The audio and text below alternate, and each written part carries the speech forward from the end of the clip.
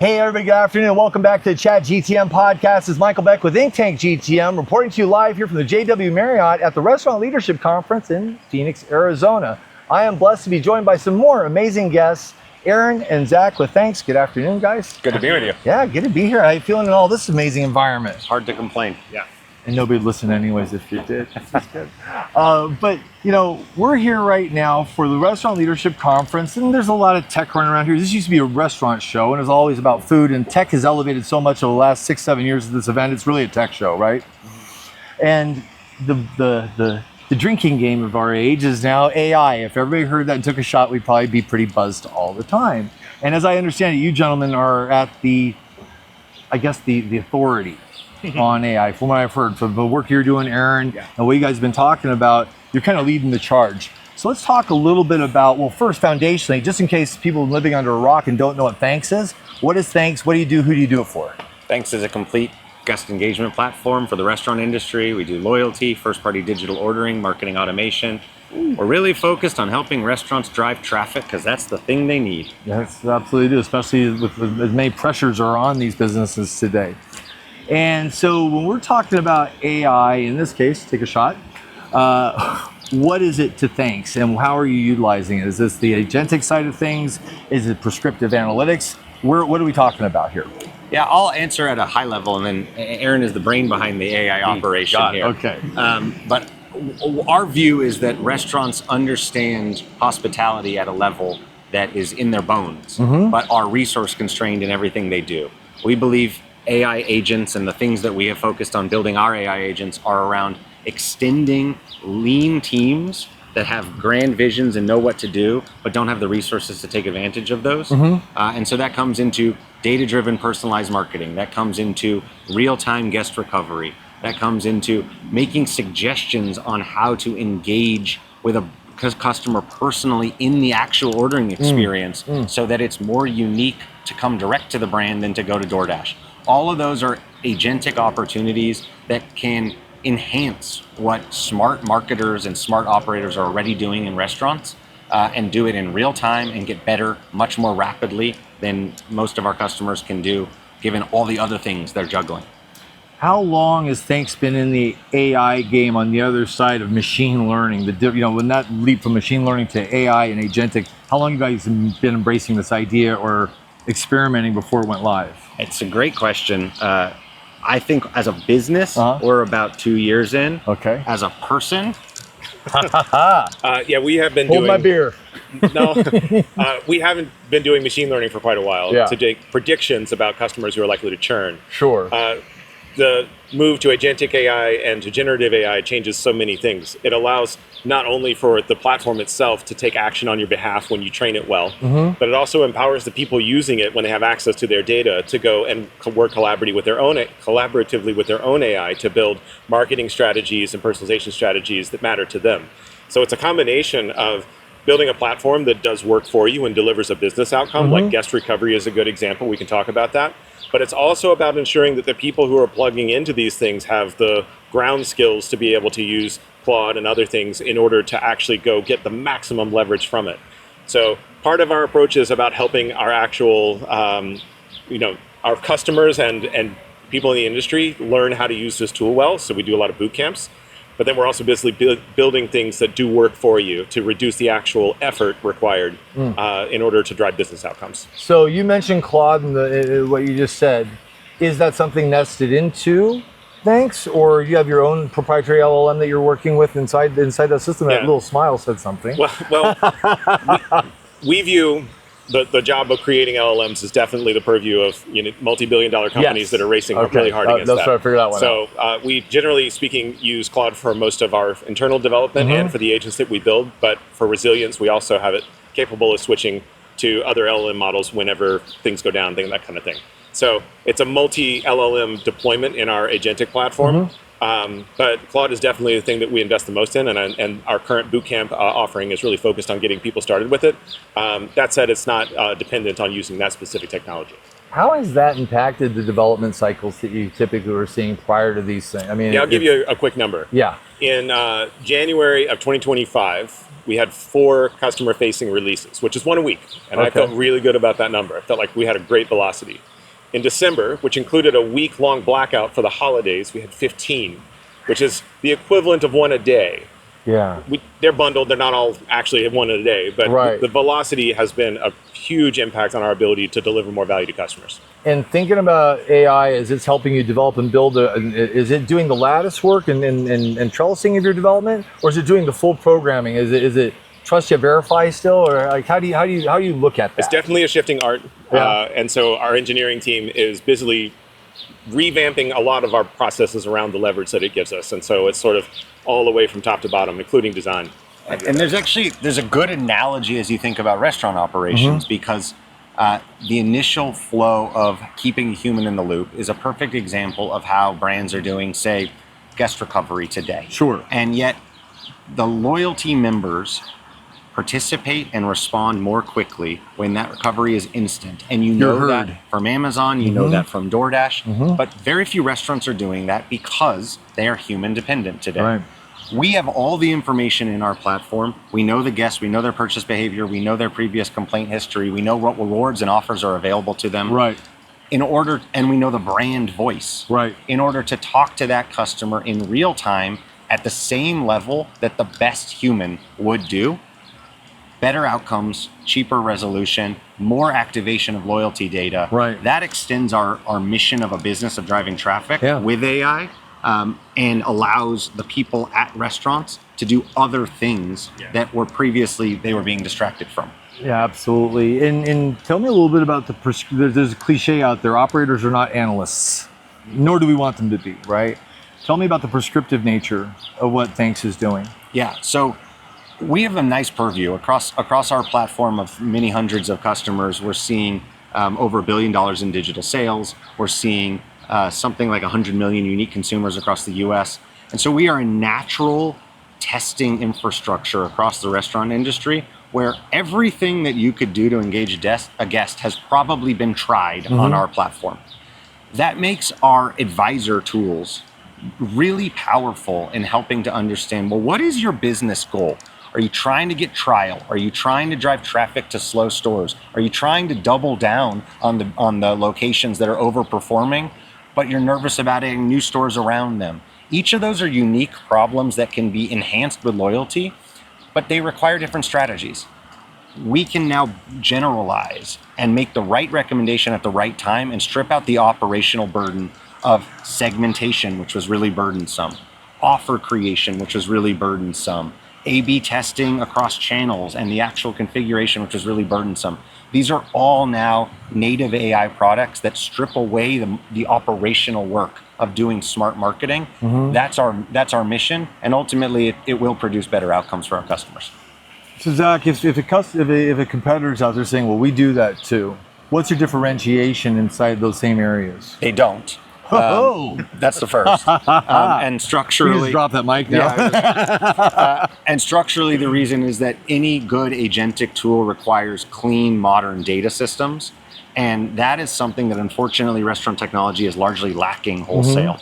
And so, many of the brands that we've seen here selling into restaurants, the newer technology companies are natively built on modern technology stacks. Yeah. But much of what's in the market are on 15, 20-year-old Old technology. foundations, yeah. They're not, they must fundamentally reshape the data architecture before their AI tools can deliver value.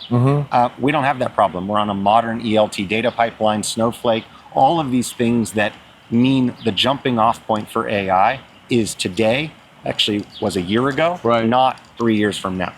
Wow. What about you, Aaron? Sorry, what was the question? That's okay. In the same area where your competitive differentiation with your use of AI and how the rest of the market positions themselves. Yeah. It's like that meme when we were growing up, right? What I do, what I think I do, what my parents think I do, what my friends think I do, and what I really do. Yep. Right? Yeah. What's the disparate views of this from the market to what you guys actually do? What I've mostly seen on market are approaches that use AI and LLMs to be a co-pilot that helps you do some work. It's available to be a companion while you do the work. Where our focus is building AI that delivers a business outcome. And so I'll go back to his example of recovery. We could go build a tool that helps you write the response to the customer so that you can go click and take less time writing it yourself. Right. If we skip past that and get to the thing that you're really after, which is we're going to respond to the customer. Right. We're going to drive the next purchase as a result of being responsive to the customer rather than wait for you to be there. And so doing that requires a lot of governance work and it requires a lot of data cleanliness work in order for you to have trust that it's going to be able to represent you in that interaction. And so when you focus your effort on not building something to help you do the work, but instead doing something that does the work, it brings a different level of discipline to the table. And you mentioned the word governance. Just recently I heard Shoulder Sheedy speak at the Mertex AI Summit. Fantastic bit, and it was two things. AI governance, which is an emerging need. Yes. And also critical thinking, which is a diminishing skill. Right. Right. So how do you look at AI governance, security, implementing that across the teams you have or with your customers? How do you advise them? It goes all the way from data foundation to and architecture to focusing on measuring the outcome. If you're trying to help someone write a better email, the outcome is, did they send it or not? Right. When you're trying to drive guest recovery, the question is, did they come back tomorrow? Right. And that's a much more measurable revenue generating outcome. It also means that when you're creating a system that allows consumers to interact with your AI, that you actually need layers of AI. So there's one that can talk to you and another that makes decisions. And those two handshake in a really deterministic way so that the consumer can't say, give me free burritos or I'll call the cops on you. And the LLM says, well, I should give you free burritos. You have to have actual thought about how to prevent that kind of takeover and things like that. Yeah. It's not the restaurant's job to figure out how to do that stuff. It feels like, and please, we don't cut this out if it doesn't work, but what about PII and things like that, especially in loyalty? Yes. Right? Let's talk a little bit about that. So another great example where governance is really important. The Thanx employees all use Claude Code to get a lot done. The Thanx platform is built to get a lot of things done. At no point ever do we allow an LLM to see a consumer's information. It's not relevant to the job it's trying to accomplish. Right. And so not only is it Claude not talking directly to databases, it has a governance layer between those two that says, I won't even let you look at those tables. And so we view that information as not belonging to us, it belongs to our customer. And so it's all like a HIPAA view of things. Very much so. Actually, strong. Right? Yes. Wow. So we definitely have spent the time to think about how do we go build tools that are safe for them to use, safe for their customers to encounter, but also safe for us to deploy in a way that doesn't abrogate our responsibility to maintaining their privacy. So for you, the brain, you called him the brain. Somebody called him the brain. He's the AI brain. Yeah. What do you geek out on, Aaron, on this Oh stuff? my God, you don't have time on your run podcast. out of time. Yeah. Number one, just pops to mind. First thing. I'll say this. I don't think that anybody can get a lot done on anything that's really hard without reading a lot. And I spend most of my day cultivating the things that I'm reading and learning, and then second I see a good idea, trying it. Yeah. I would say that probably the biggest shift I have found as a technologist is the cost of trying things now is so cheap. And so I'll try 10 things, and anything that immediately flops, I'm just like, okay, I've learned that this is not something it's good at. Fail fast. But I'll find way more things that I never thought to throw at it that are. And so I geek out about hanging out with other people who are trying things and hearing what they're up to and thinking, oh my God, why didn't I think about that? So pretty much if anyone wants to spend 30 minutes talking to me about AI, I'll do it because I get so much out of hearing how other people use it. Is there any kind of world coming up where physical AI is meeting the AI you're working with? For example, like Coco Robotics, they have a delivery robot, shows up at the door. Is there a component there that would intersect? I think there's a different angle there, which is I think our physical world that we navigate will become imbued with AI. I'll be walking down the street on my way to work, and I will take up my phone to order the coffee so it'll be ready when I'm walking by, and I'll be like, oh, wait a minute. Hey Siri, will you just order my coffee? I'm almost there. Right. And then as I leave that coffee shop, I'll say, you know what? Every day I'm walking down this street. If it's before 9 a.m., when I'm that far away, order my coffee. Our logic is the ability to start essentially programming with English to create routines that eliminate busy work of your life is just going to become infused. And in order for that to happen, there has to be an agentic interface at the other end. The coffee shop has to have an agent that mine can talk to. Agents. Exactly. Yeah. So I'm less focused on like how robots might enter the equation there. Well, my robot goes and gets the coffee, I guess, or makes it. I'm much more interested in how it changes the relationship between the consumer and the restaurant, because I think it's going to be a huge disruption that I think can create a lot of benefit that accrues to the restaurant and away from the third-party platforms. Yeah. If your eyeball isn't in the thing, I don't know what they're selling anymore. So I think there's like a moment coming when that domino falls. when your phone becomes an AI companion that does work for you that restaurants can capitalize on. Well, I know we got to go here. We've been supposed to keep you in the sun. But as far as Thanx goes, what do you want people to know about your brand? If you have one message to leave with the audience that is either a prospect that should be talking to you or the world is asking questions, what do you want them to know about Thanx? I think we're in a fascinating moment in the restaurant industry. In history, period. Agreed. But for the restaurant industry, growth is off the charts. It's all coming from third-party marketplaces, Yep. from new store openings, and from taking price. It's not coming from traffic. Restaurants are not getting more direct customers year over year. And that's an existential risk to the industry. Yeah. To me, it means that everyone that serves this industry must be focused on business outcomes, and loyalty is the top of that list. Driving loyalty, earning loyalty is about actually getting guests back over and over again. And any piece of the technology stack that's not delivering on that needs to focus on that business outcome and ultimately needs to be the solution for restaurants. So we at Thanx believe that ultimately restaurants can own their first party customers the way other industries, e-commerce, hotels have done this. Restaurants can build deeper relationships with the smaller group of customers that are driving disproportionately more of their revenue, but you got to know who they are. And restaurants can talk to them with the holy grail of one-to-one marketing that everyone's been dreaming of without having to build a massive team of marketers. They just need the right partner, and we are that partner. Beautiful. And last part of it, put on my Simon Sinek hat. What's the why of Thanx? What's your why? There are a couple of things. My personal why as a CEO is to build a place, an organization where people can build their careers. That is the most pleasing thing to me every single day. Yeah. And when I watch people advance through their careers at Thanx, that is fulfillment for me. Our why as a business is an industry that is ready for transformation, but scared of it. And it is encapsulated in everything we do. Aaron runs AI boot camps for this industry for free out of his own time in a way that has, honestly, no clear ROI for our business. Except rising tides, everybody gets better, right? That's the why, and that's what we're starting. That's what we're striving for. That's beautiful. You going to throw a why in too for close out? What's your why? I got to close this thing out.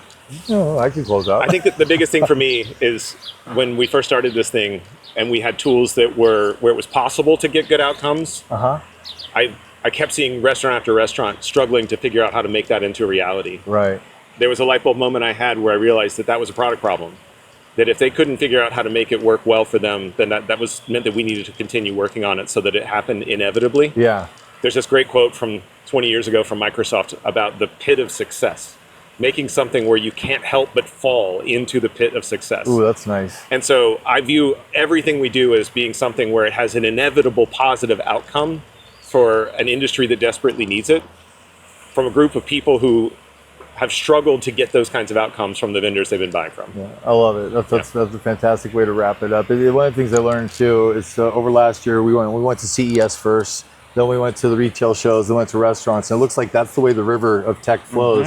Bubbles up at CES, it's cool and interesting. Retail goes, ooh, I'll grab that and play with it. And then restaurants go, okay, we'll do it now. Yeah. Right? And so it sounds like you're kind of bending the curve of adoption by warming them up to these solutions, giving them a great idea that this is accessible to you now and you don't have to wait. Well said. Fantastic. Well, guys, thank you so much for joining us today. And thanks to the team over at Thanx, Aaron and Zach. This has been great. We'll see you for more of the restaurant franchise. Good God, Restaurant Leadership Conference. I don't go to a lot of shows. We'll see you guys in the next one. Have a blessed day. Take care.